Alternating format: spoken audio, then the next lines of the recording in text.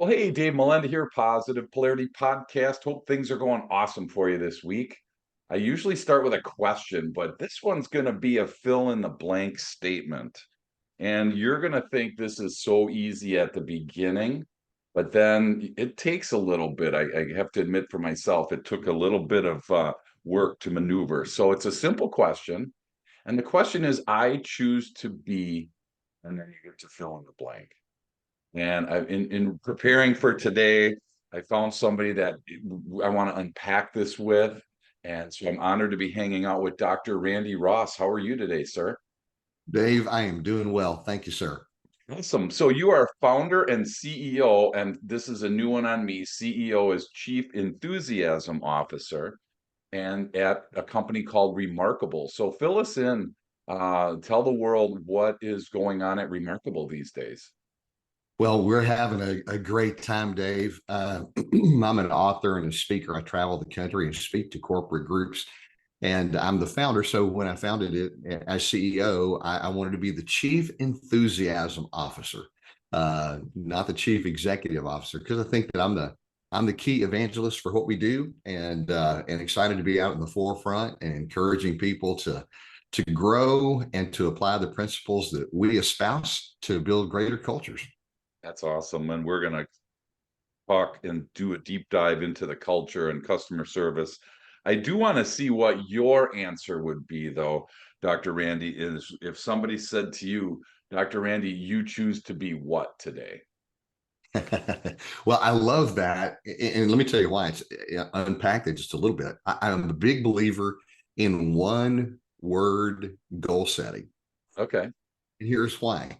Because oftentimes when we set goals, they're numerically driven. They're goals that are tied to some sort of a metric, which is important because we have to measure it. If you can't measure sure. it, you can't do it. But I think oftentimes our goal setting suffers because it's not tied to a value construct. Okay, In other words, okay. it's not tied to character development. And I think oftentimes that's where it falls short. And we can get into that and dive Sure. deep. Yeah, So I love, I choose to be because your being drives your doing. Your doing doesn't necessarily drive your being. So every year I choose a single word that I okay. focus for that year. And this year I choose to be growing. Growth is my word for the year. I choose to be growing. I want to grow emotionally, relationally, spiritually. I want to grow in every aspect of my being. And as a result of that, then I have some tactics, I have some action items, some things that I will do to achieve Sure, that. sure. But my word for the year is growth. So I choose to be growing. Oh my gosh. So what a challenge right off the bat. I mean, some people maybe want to choose to be rich. Some people may want to choose to be good looking. I mean, who knows what everyone was thinking as we were talking about this originally. You talk about purpose, you talk about growth. Aligns right in with our book, Growing on Purpose, and so that was one of the other reasons I wanted to get you on the show was you connect the culture and a company with the customer experience, and there's so much fun stuff that's going on there. Have you seen in the last couple of years, Dr. Randy, some changes in corporate culture, or are we kind of leveling off now? Where do you see the corporate environment right now? Wow, Dave, that's a great question. We can spend a lot of time swimming around in that one. Um, let's back up and let's define culture. Okay, I think Sure. that's helpful because we talk a lot about culture and everybody's got their own definition of culture.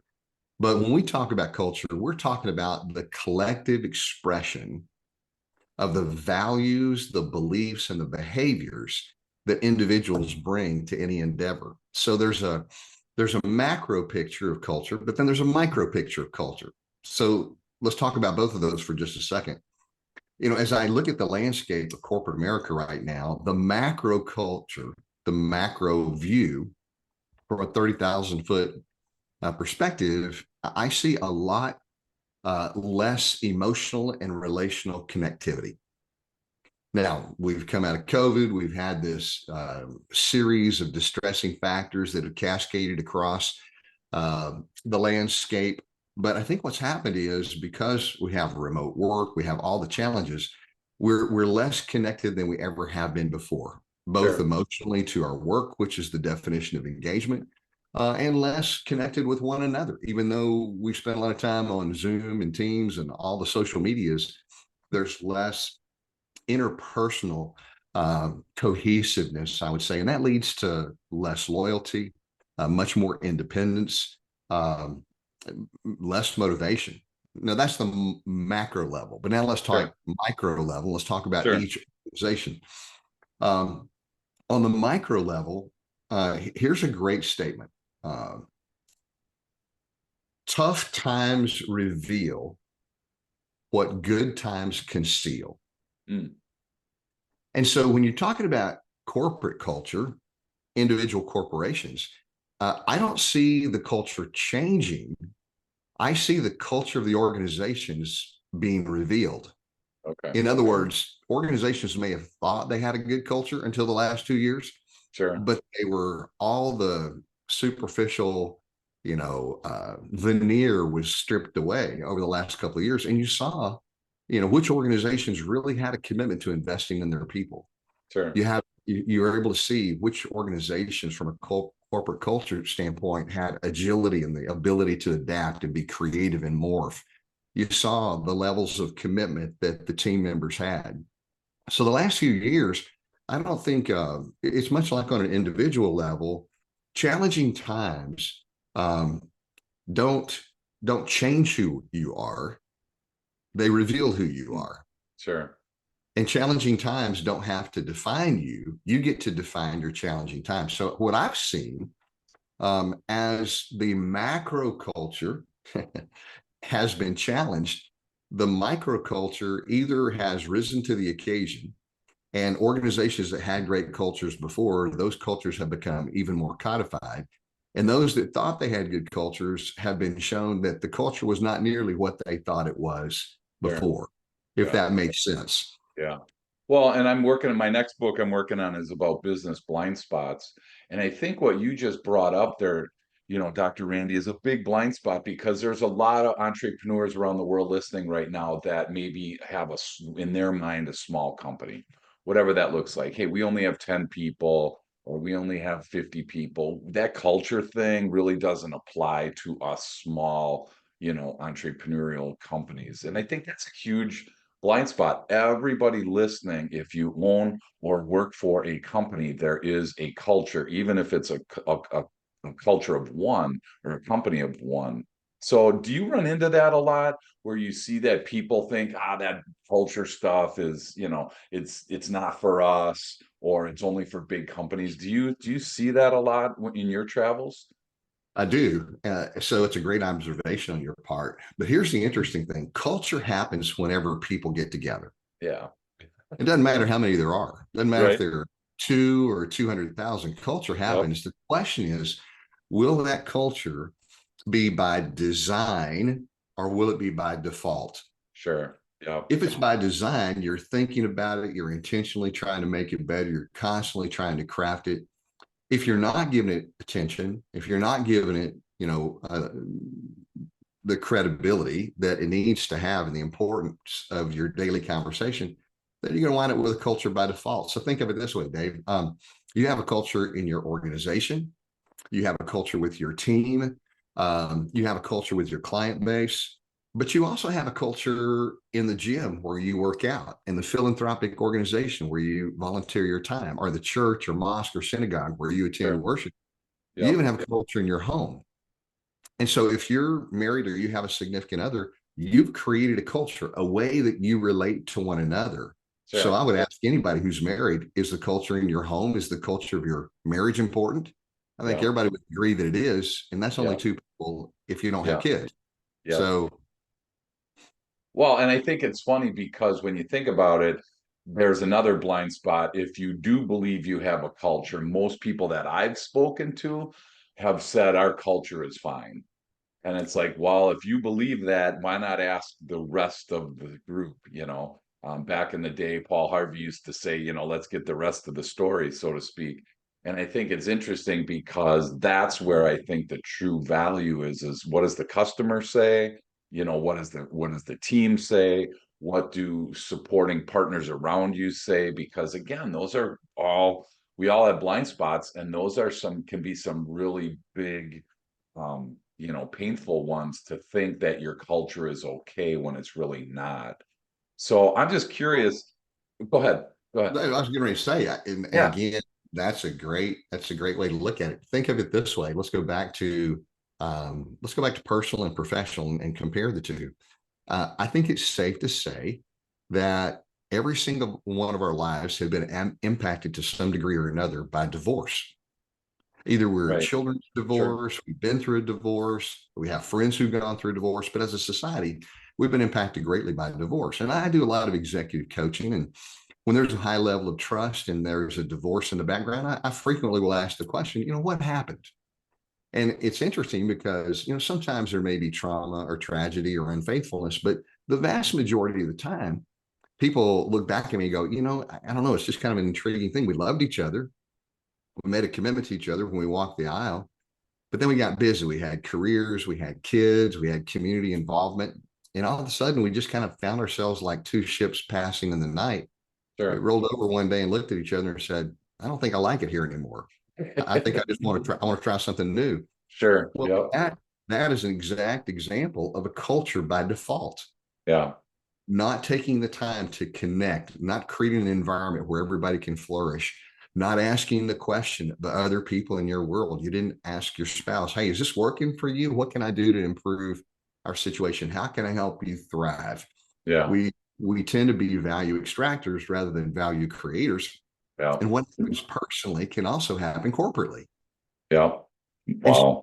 I think sometimes we get so busy in the weeds of business or in doing daily life that we don't stop to ask the question, hey, how are you doing? Is this the kind of environment in which you can thrive and flourish? Yeah. Um, and I think it's important.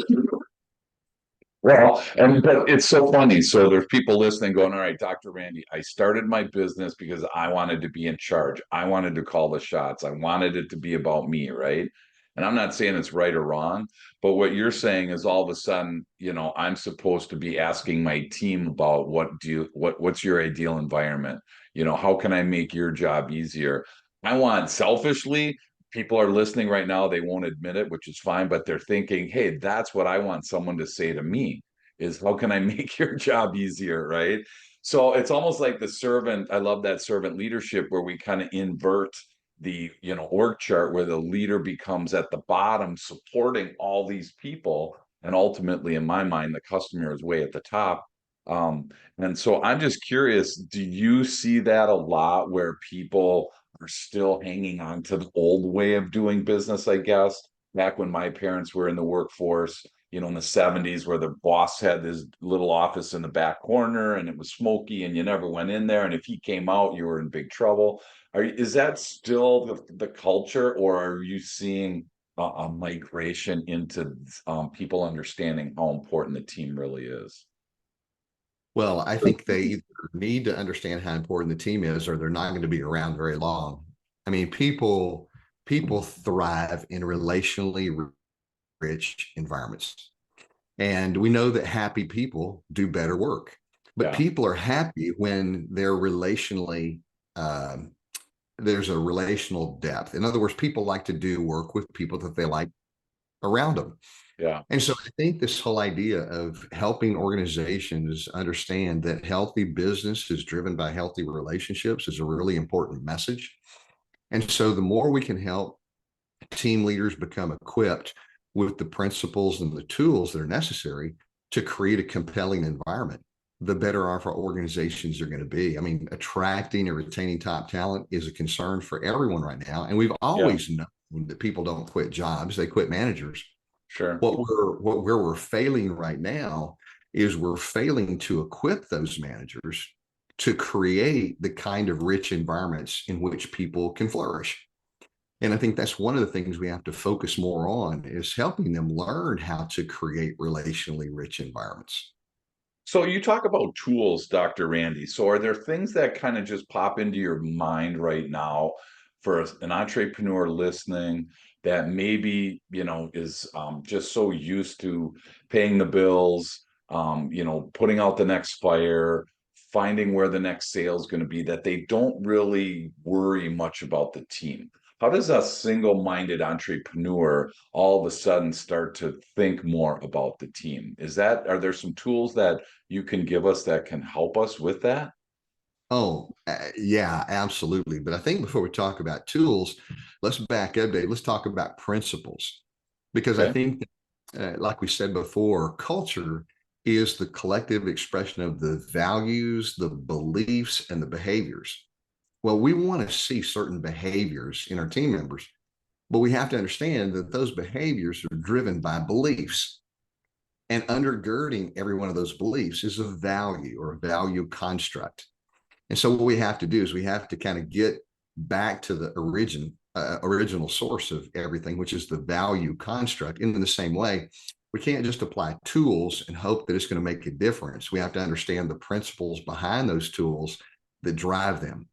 Because Okay. I tell people all the time that, you know, value drives metrics. Metrics don't drive value. Okay. Sure. So the principles, I wrote a book several years ago called Remarkable, and it's all about culture and customer service. And actually, the third edition will be released in April of this Okay. year, and we're Sure. excited it's going to come back out and hit the market again. Been very well received, but Remarkable talks about principles of applied axiology. And for those who don't know, and it's not a topic of wide conversation, but axiology is a strain of philosophy. And I'm kind of a nerd. I geek out on this kind of stuff. And I've been a student of axiology for several decades now. I love what it says, I love the implications. But axiology is about values, value constructs, and value creation. And we talk about value creation in corporate circles a lot. You know, let's bring value, let's create value, let's add value. But very few organizations know how to do that. And so the book unpacks these principles of axiology that anyone can apply to crystallize their culture and make it a culture of value creation. And so those principles are profound. And we always talk about a remarkable culture is a place where people believe the best in one another. They want the best for one another, and therefore they expect the best from one another. And that's sort of the trilogy of a remarkable culture. So wherever you are, you can apply that. Sure. Do we believe the best in each other? That speaks to trust, which is foundational for all healthy relationships. The second part, we want the best for each other, is about compassion and connection. And right now, we're being challenged. Corporate structures are being stressed out over the lack of relational connectivity, and we have to do a better job of making our people feel that they're loved, that they're cared for. We're willing to invest in them. We want to coach them up to success, and that we have their best interest at heart. And the third part, which we've typically been better at in corporate circles, is the third part, and that's expecting the best from one another, which is accountability. But the interesting thing is, Dave, if you try to have accountability before there's a high level of trust and connectivity, all you're going to do is push people away and incite rebellion. They're going to Yeah. call it micromanagement, right? Yeah. Well, and that's So what I was thinking. Can we just go, most entrepreneurs want to go right to that accountability thing. Forget the trust, forget that compassion. That's all kind of like old stuff. I want to go right to, making my team the best. So when we come back, I want to unpack this because I think this is really powerful stuff that you have here, Dr. Randy. So we'll be right back. Awesome. Thanks again for being on the show today. So trust and compassion and accountability. So pick those up and help us kind of put that into some real world for us, because I think, a lot of times there's these high, um, principles that are really hard to figure out how to enact in a day-to-day activity. So how would you put those three pieces into some real world applications for us, Dr. Randy? So if you're wanting to create that kind of culture, Dave, if you want a culture that is high trust, that is high connection, that is high accountability, then the principles of axiology, I think, are the place to begin. Axiology as a whole is the study of good. In other words, Hmm, how do we define and how do we measure good? And how do we create movements of good in organizational life? And in the book, Remarkable, we unpack four primary axioms or maxims of of value creation.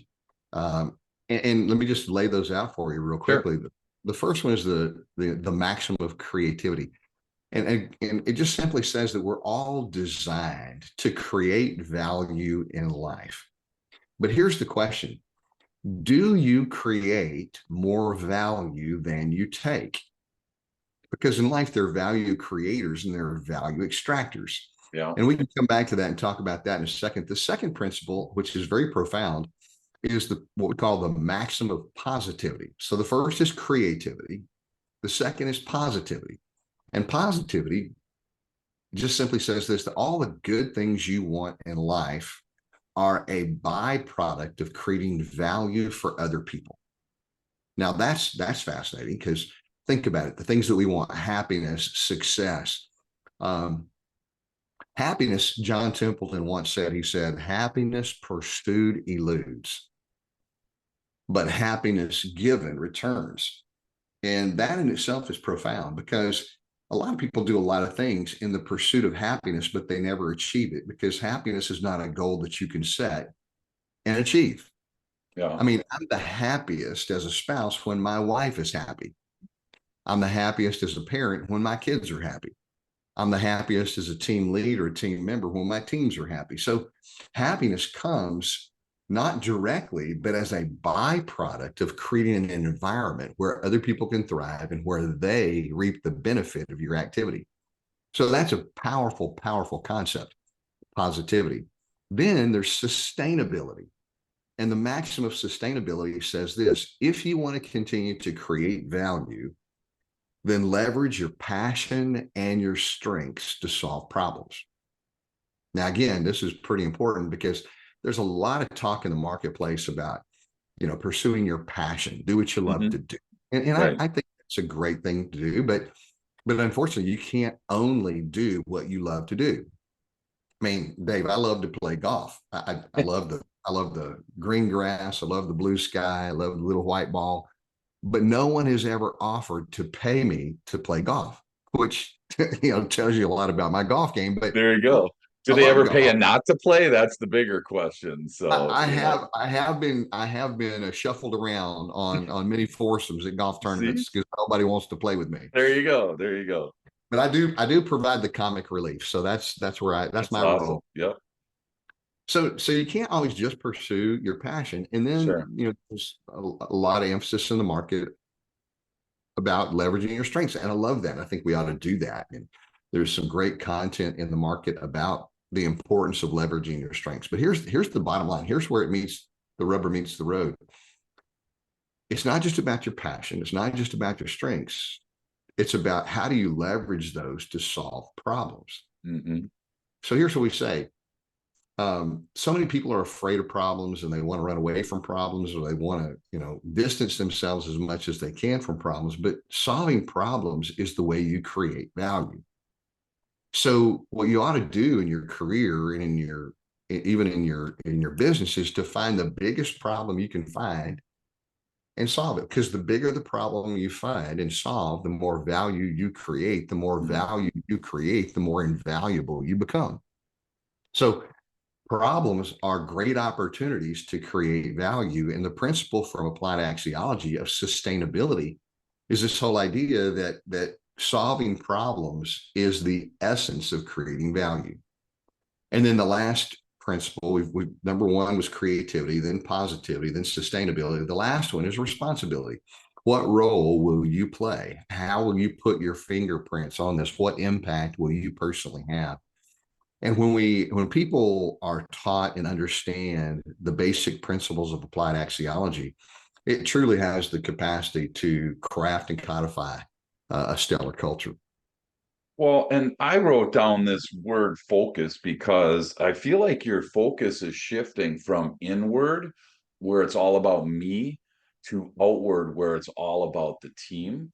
And I feel like that's really foreign to a lot of leaders. And I was just curious if you're seeing that, that people are starting to understand, like we were talking about before, that, the importance of the team. I had a client that jokingly said, man, if I didn't have customers and I didn't have a team, I'd love this job, and it's like, man, that's just so telling because, the focus is always on, tends to be, what sales can I get? What new customers can I get? What new markets can I get into? How can I grow? Which again, your word is growth for the year, which is awesome. There's personal growth, there's growth of others, which I feel like is probably a very missed opportunity. But I'm just curious, is this a focus where I'm kind of getting out of myself and starting to look at others around me? Yeah, I mean, it's very perceptive on your part because what we talk about all the time is moving from a me mentality to a we mentality. Okay. This individual you're talking to said, if it weren't for the clients and my team members, I'd love this job. That's great if you have the capacity to be your own client. So if you Yep. provide the service or product and you can buy it from yourself, then hey, that's Yep. great. And Right. which at that point, you're not necessarily needed in the marketplace, right? But yes, it is. Axiology is all about um, living life on purpose and with purpose. And this is kind of interesting. I'm going to digress here for just a Mhm. moment, but it Yeah, plays into what you're talking about. sure. Some of your or many of your listeners would probably remember from their psychology 101 class a guy by the name of Abraham Maslow. Hmm. Maslow had a theory of human motivational behavior, and he kind of encapsulated it into what we call his hierarchy of needs. So Yep. Maslow's hierarchy of needs, and his basic theory, he postulated that people will focus on getting their basic needs met before they can ascend this hierarchy, meaning that the bottom line, the base level was physiological needs. You have food, shelter, clothing. Until that's satisfied, you can't begin to ascend. And then there was safety and security, and then love and belonging, and then Sure. self-esteem. And at the very top, the pinnacle of the pyramid was self-actualization, meaning that you've become all that you were meant to be, right? You've Sure. Yeah. fulfilled your potential and you're serving that purpose. Well, it's interesting. What most people don't know is that later in life, Maslow was challenged to reconsider his hierarchy. Mm. And the father of modern axiology, a guy by the name of Dr. Robert Hartman, he and Abraham Maslow were good friends. And one night, Robert was over at Abe's house and he asked him to explain his 5-tiered hierarchy of needs. And so Maslow unpacked it all. And then Hartman looked at him and he said, so you're telling me that if you fulfill your potential and you become all that you were meant to be, that's the best that it gets? And he goes, well, that's it. That's pretty much if you fulfill your potential. And Hartman Yeah. looked back and asked a question. He said, so what? So what if you fulfill your potential? And Maslow said, what do you mean? He goes, well, then you fulfill your potential, but what good have you done? What legacy have you left? What dent in the universe have you made? I mean, if you just breathe this air on our planet and left it no better than when you got here, what was the purpose of your life? What good did you Sure. do? It Yeah. sent Maslow into a tailspin. I mean, he had to go down the rabbit hole for several Sure. months. And Sure. when he re-emerged, he added 3 more tiers to the Huh. hierarchy. And most people don't know that. Wow. Yeah. No, did not know that. So he added cognitive needs, in other words, the need to be intellectually stimulated. He added aesthetic needs, an ability to see the beauty in nature around you and appreciate beauty in life, but more importantly, above self-actualization. The Mm. pinnacle of the pyramid is actually self-transcendence. Mm. And it had Mm. a metaphysical connotation. It meant getting in touch with a divine purpose and living life in such a way that you give back and you do good. You improve the human condition in some way, shape, or form. You Sure. leave a legacy of good. And I think that's important because it's exactly what you're talking about. Moving Yeah. from me, it's all about me, to what good can I do and how can I give back? How can I make a positive contribution to society? Wow, that's so cool. How do we um uh, how do we transition this into the customer then? So, let's say we have a strong team, they trust and there's compassion and accountability. If we have those things built into our team, does it naturally migrate to the customer, or are there other things that we have to do to be able to kind of get that customer in our fold as well when it comes to these three words? Well, there's an interesting correlation. I think the greater that your culture expresses compassion, connection, creativity, then that's all going to be passed on to the customer as well. In other words, how the organization treats their team will then be translated into the customer experience, because the employee experience is what dictates the customer experience. Right. And so Okay. I think that, we when we challenge people to be remarkable, and apply the principles that we talk about in the book Remarkable. Remarkable, the word itself means that you provide a service or a product in such a way that you exceed all expectations, that you blow people away, that you leave this indelible impression to such a degree that Sure. when people leave your presence, they're remarking about you. They're telling other people about the way that you improve, touch, transform their life. And when Wow. people are remarking about you, then indeed you have become remarkable. Um, so the customer experience is a direct reflection of the employee experience, and that's the way it rolls. And there's no way you can get around that. Wow. Well, and I think about if you could meet one person dead or alive, who would it be? And I think about the impact that that person has on your life. And we talk about this in a lot of different ways, but like from a selling perspective, if pick Michael Jordan, for instance, if you want to meet him and you knew he was on line one waiting for you, oh my gosh, your voice, your demeanor, everything would be you'd want it to be just perfect, right? And I wish that we had that mentality when it came to our every other customer that wasn't Michael Jordan, Yeah. because that's where again the external customer is there, the internal customer in my mind is the team. And I have such a passion to look at this from the customer's perspective, because oddly enough, Dr. Randy, we're all customers. So we know as a consumer when we're treated good and when we're treated bad, right? And I think about that, what you just said, and how cool is that to have somebody come up to you and say, "Hey, you may not know this, but you did this and this changed my life." As a coach, when I hear that from my clients, we wouldn't be where we are today if it wasn't for you. I mean, there's some real power in those words, but that's also like it's a scary spot to be. So do you see like people just not even wanna get better? They're okay existing? I mean, do you see that it's status quo is okay? Flying under the radar is okay. Do you see that a lot in your travels?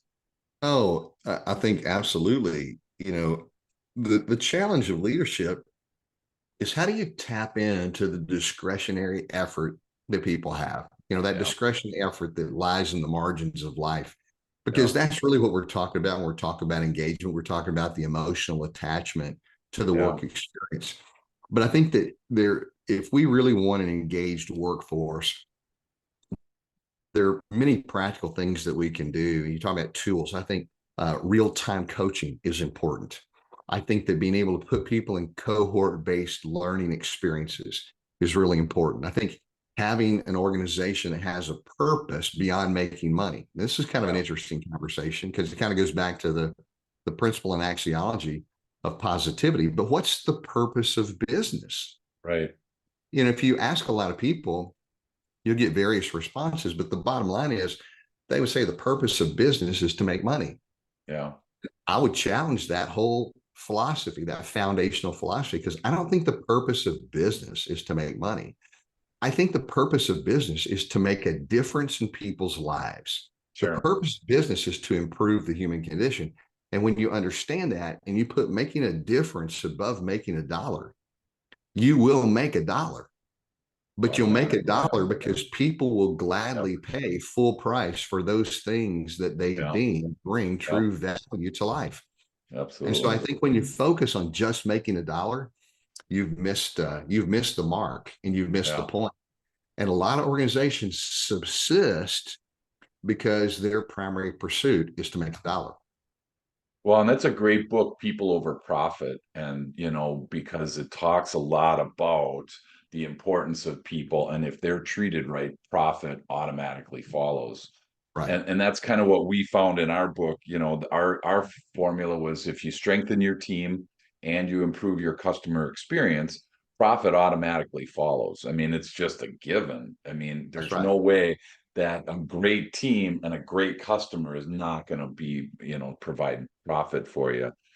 So I love thinking about people over profit. It's a hard thing, though. Let's be real. For the people listening, I'm not saying that any of this for myself is easy to do. But again, as we started this, I choose to be X. So I can choose to be purposeful. I can choose to be remarkable. I can choose to be intentional. Any of the words that we've been talking about here today, you get to choose. And I think that's the beauty of this is, we're not here to say what you have to do. Every week we just give you options, and Dr. Randy, he travels the country to give you the option, and that's what's so cool about this. So I'm hoping that people listening right now are kind of grasping it. Maybe it's a little fuzzy yet. And that's why we're going to throw in the link to the Barnes and Noble to be able to pre-order this book, because what you're talking about, everything that you just mentioned, I'm assuming is in the book. Is that correct? It is. And the book Remarkable, it's a fun narrative. So it's easy to read. It's a leadership parable, but it does unpack these principles of axiology, and it gives an idea of how organizations can apply it, be it small, mid-sized, or multinational. It doesn't matter. But when you grasp these principles and you begin to apply them, you see really good things begin to take place. That's so powerful. And we talked about engagement as we start to land the plane today. Gallup's poll comes out every year, and in rough math, if you have a team of 10, Gallup says that two people on your team show up engaged, actively engaged in their job. They want to improve themselves, they want to improve the customer, I'm sorry, three. Three people show up and they want to improve their customer, they want to improve the company, they want to improve themselves. Five people are just kind of disengaged, they say it's not my job, they get in or as late as they can, they leave as early as possible, they're just not adding any value like you were talking about. And then there's those two people on the back end that are actively disengaged, that not only don't like the place, but they want to take a bunch of other people with them. And I just want to get your opinion on this, because in my travels around the country and talking about this, I've yet to have somebody come up to me and agree with this research. Now, again, this is just Gallup doing this all over the country for a bunch of years. So either one of two things, either there's a bunch of blind spots in these people, or there's one big company that's got thousands and thousands of disengaged people because everyone thinks, oh my gosh, my team isn't that. And it's just like, I'm just curious, what Dr. Randy has been your experience in your travels, about this topic. Well, first of all, you're spot on. That's exactly what Gallup says from their Yep. research. And I too travel to a lot of with a lot of organizations and consult and work with them. And many of them are arguably better than Gallup's average. And so let's just lay that out there on the table to begin with. But here's my point. It doesn't matter, what your last engagement survey may show from your organization. Um, the question is, if you can move 5%, just 5% of the people in that middle category of not engaged up to the Love it. top level, whatever that happens to be, or Yep. 10%, you wouldn't have Yep. to change anything else. what difference would that make in the life of the organization? Because Yeah. I believe the greatest resource that any organization has currently is the untapped latent energy that lies within the margins of life, Yeah. that untapped discretionary effort that they've not been able to evoke from their people Right. because people are not engaged. So if you Yep. could just move that needle a little bit, Right. you wouldn't have to have more clients, you wouldn't Yep. have to have resources, nothing would have to change in the organization other than engagement, and you'd see exponentially greater performance. So I Yeah. think that's more the question. I do see a lot of unengaged people in the marketplace. Yeah. Um, but no matter where those numbers fall for your organization, the question is, if you're trying to intentionally move the needle north, you're trying Right. to focus on becoming better, and everybody within the organization should have their hand on the helm of culture, then the question is, how are you moving it into a more positive state? Yeah. And Wow. that's what's important. Yeah. And I think so. My visual is 10 people in a canoe, and three of them are rowing right now. So in the average company of 10 people, according to Gallup, three of your people are rowing. They're actively rowing every day, right? Then Right. there's five people that are sitting there. They don't have a paddle in their hand. They're just sitting in the boat along for the ride, hands crossed, arms folded. They're just sitting there. And then the back two people are standing facing the back way, getting ready to jump. And so often entrepreneurs seem to be working on trying to figure out how to get those last two guys out of the ship or off the canoe. And I'm like, you know what? Like what you just said, Dr. Randy, if we could find one of those five people a way to get them to learn how to row, we just increased our speed by 25%. And that's just one person in your organization. And I think that's why I'm here, is to just help those organizations with finding that one person. And I love that about what you guys are building as well. So one And last question, I'm gonna let you go. What would your tip, or go ahead, you have a response? I was just getting ready to say it. Another simple question is, are Yeah. your people more excited to come to work or to leave work? Oh yeah. Oh, now That you just did boils it. down. Now you did it. Whoever was left is now like, screw this. I'm out of here. This is a joke, right? But it's hard. I mean, I love working. I don't have a problem with it. Now, maybe it's because I own my own company. I don't know, but I've never had that problem where I hated my job. And I run into people a lot that use that word. I hate my job. I hate my boss, or I hate the team I'm on. That's such a bad spot to be. Well, And, and and, yeah, and you're right. I'm half kidding because we want people to enjoy their life, and everybody's excited when they get off work. They get to go see their yeah, family, they get to yeah, do absolutely. some Yep. other things they love to do. But I think if we as organizations were more focused on creating an environment that people enjoyed coming to, Yeah. that's the point. You Yeah. know, No, absolutely. people Yep. get up and get out of bed with this idea that, hey, today's going to be fun because I'm going to have the opportunity to be a part of contributing to a larger cause. Yeah. Here's people like to do good business with businesses that do good. Yeah. And again, I keep bringing it back to axiology, but what is good? How do we measure it? How do we move it? How do we create movements of good? When we begin to create movements of good, people will be passionate about what they do. It's so cool. One last question, I'm gonna let you go. So maybe we covered it, maybe we didn't, but what would your tip of the day be, Dr. Randy, for anyone listening that again, it might be something that you covered, might be not. What's on your heart that you want to make sure and share with the listeners today? Well, let me take it back to the first principle of axiology of creativity. Did you bring more to the table today than you took away? Wow. Because when you lay your head on the pillow at night, I want you to think back through everyone that you encountered. And did you bring more to their experience? Did you contribute to their well being? Did you create an environment in which they could flourish? Did you take care of your spouse? Did you give more to them than you expected from them? And my Wow. encouragement is every single day, seek to become more of a value creator and less of a value extractor.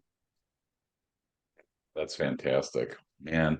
Now you got me going. Great. So I got to make sure I add more value than I take. What a great challenge for us today. What a great way to end this. So if somebody's listening, Dr. Randy, and they want to learn more about you, they want to connect with you, they want to learn more about the third edition of Remarkable coming out, what's the best way for people to connect with you?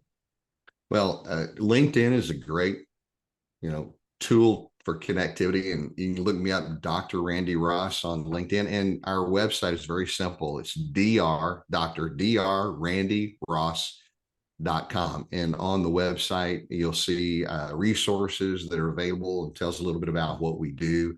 You can connect with our team there. So even order the book through the book tab on our website. So either of those two ways, would be delighted to connect and be delighted to serve in any way that we can. That's so cool. Thank you so much. I love solving the biggest problem you can find. I love the culture discussion, the engagement. These are words I could just talk about all day with you. So thank you again for carving some time out of your busy day to help us with these. And again, if you're listening, rather than jump into the next podcast or jump into your next activity, it's really powerful when you stop and actually kind of think about what you just heard and find one thing that really impacted you and contemplate it. Maybe I choose to be, and there's going to be a new word for you. But please, just take a minute to think about what Dr. Randy just shared and try not to jump into your next piece yet, because it's going to be so much more impactful in your life if you listen and then you take one action somewhere. And if I can help, please reach out. If Dr. Randy can help, reach out to him. But again, I can't wait for your third edition to come out. I'm going to grab me a copy of that at Barnes and Noble. And again, I thank you so much for hanging out and can't wait to keep learning from you. Well, Dave, it's been a privilege. It's always great to find a kindred spirit, and wish you all the best on what you're doing with positive Absolutely. polarity, which is There you go. absolutely that's right in sync with everything that we believe and hold dear. So great to spend time with you today.